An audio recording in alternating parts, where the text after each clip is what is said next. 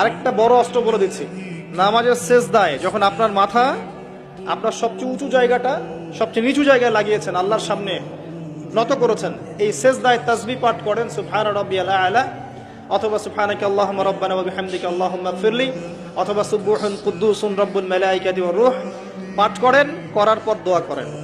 সেজদায় যে দোয়াই করবেন ইনশাআল্লাহ কবুল হয়ে যাবে। সেজদায় যে দোয়াই করবেন ইনশাআল্লাহ কবুল হয়ে যাবে। বলেন সুবহানাল্লাহ। নবী সাল্লাল্লাহু আলাইহি ওয়াসাল্লাম বলেছেন, বান্দা সেজদায় আল্লাহর যতটা কাছে থাকে অন্য কোনো সময় এত কাছে যেতে পারবে না।